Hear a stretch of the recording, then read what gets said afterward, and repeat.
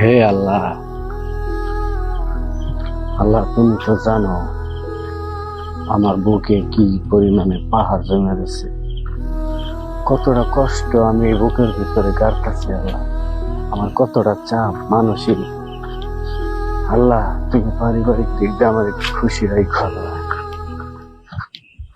আল্লাহ তুমি রিজিক বৃদ্ধি করে দেও। আল্লাহ, আল্লাহ তুমি ছাড়া আমার কেউ নাই। আল্লাহ, আল্লাহ আমার স্ত্রীর সাথে আমার সন্তানদের আমারে তুমি আলাদা হইতে দিও না। আল্লাহ, আল্লাহ তুমি সহায় থাইকো। আল্লাহ সহায় থাইকো।